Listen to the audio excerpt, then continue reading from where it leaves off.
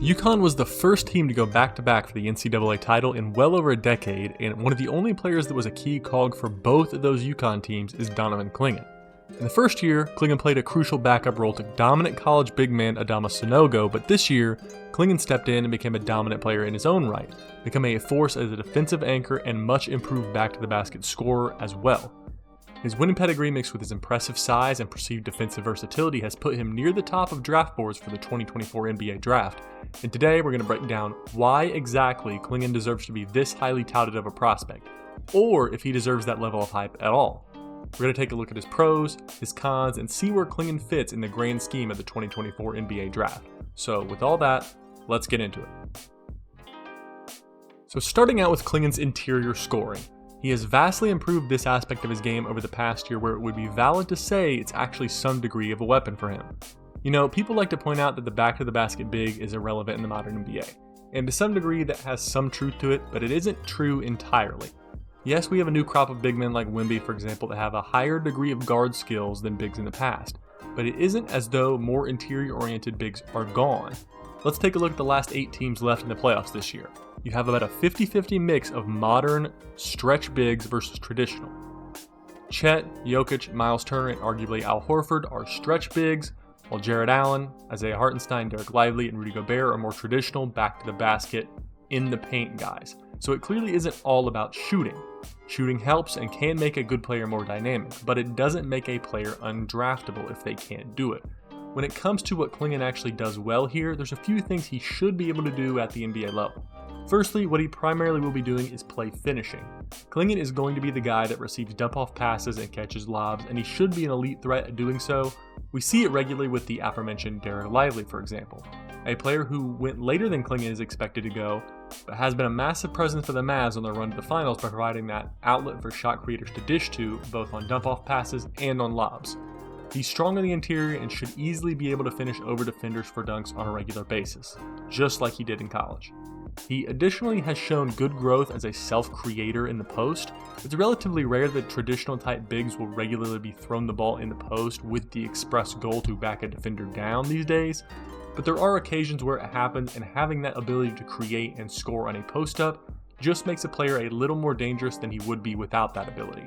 He still isn't great as far as footwork and doesn't have an incredible bag as far as post moves go, but he's got great hands and can finish, so there's definitely a lot to like here, even if there is also still quite a bit of room to grow.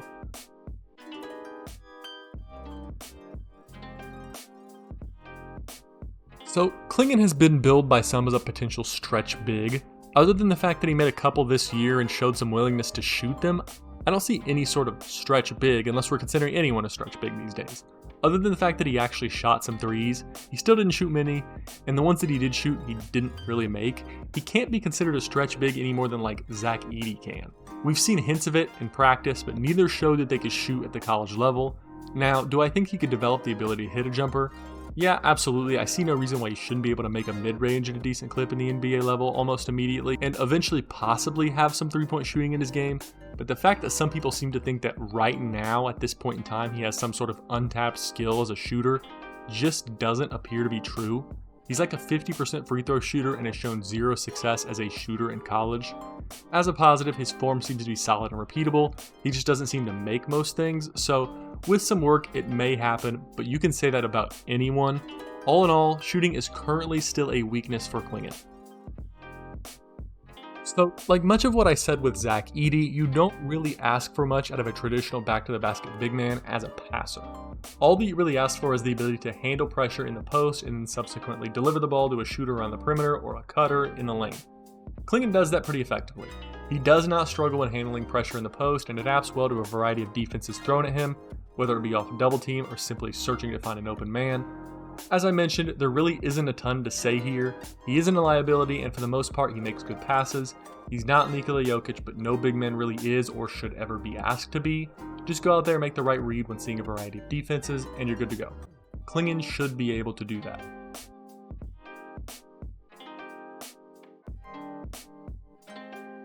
Now in Clingan's defense, you know how I mentioned the other 8 conference semifinal bigs in the interior scoring section of this video? The reason I brought them up isn't just to show that shooting isn't the be-all end-all for a modern big, but also to show what they have in common, and that is, with the exception of Jokic, who is an anomaly, they are all fantastic, versatile defensive players. That type of big makes a huge difference having them on the court versus off as a defensive anchor. Clingan projects to be that type of big on the defensive end. In fact, this clearly projects to be his best trait overall. He may just be the best difference maker on the defensive end in this entire draft. You certainly start with his size as a 7'2" big man with a 7'7" wingspan. That is imposing to say the least, but it's more than just size. If it were all size, then Zach Edey would be going over Clingan, but he almost certainly will not be. That is, of course, down to the other things on the defensive end that Clingan does well. First thing would be anticipation and timing. Clingan's rotations are extremely sharp. He's very rarely out of position, and because of that, opposing teams have trouble finding opportunities to get clean looks off anywhere near him. He uses every bit of the size he has to contest, including things like going straight up to contest without fouling. Additionally, most people project him to be a very switchable big around the perimeter. As for me, I think he theoretically should be very switchable, but I'm not as high on his switchability as many others are. His lateral quickness is good, but it's not as though he's going to be locking up guards on a switch. He should be competent, but if there was an aspect of his defense I do think he still needs some degree of work on, it would be that. That being said, I still stand by the fact that I think he is an exceptional defender and has the potential to get even better.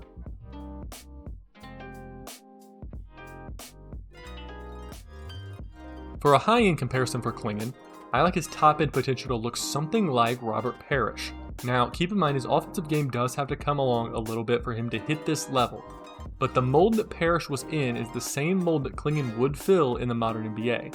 Parrish was a solid offensive player and definitely more refined as Clingan as far as post moves go, but the majority of his offense came from being set up by others regardless, which is the role that Clingan will likely fill. Parrish was well renowned for his hands and awareness, being able to catch most of those ridiculous passes someone like Bird would deliver, and Clingan also has good reputation for catching and finishing dump-offs. Their main similarity does come on the defensive end, however. Parrish was consistently a presence in the paint, locking things down and being a true defensive anchor for 3 championship teams in Boston, and Clingan has filled much of the same role in college for UConn. Add on the fact that they are both about 7'1", 7'2", with an impressive wingspan and similar mobility, and you're looking at a pretty similar player, all things considered. Now, once again, this is a high-end comparison. There's no guarantee that even in his prime, Donovan Clingan will be averaging 20 points per game like Parrish was able to, but if he refines his post-game a bit, ends up playing with an elite distributor, I don't see why that wouldn't be a possibility either.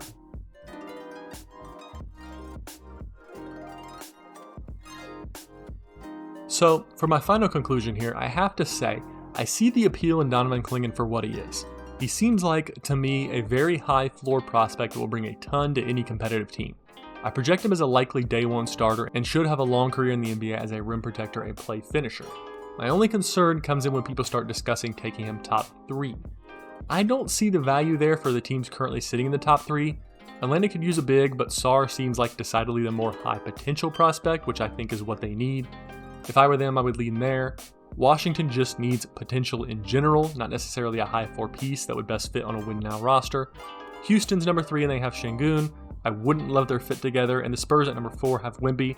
While it would be a fun defensive scenario to have both Wemby and Clingan in the paint, I think the Spurs need a guard more than that. The problem comes down to this. Do you take a guy like Clingan this high if you're a team that isn't ready to compete? He'll make you marginally better, for sure, but the star potential doesn't seem to be there.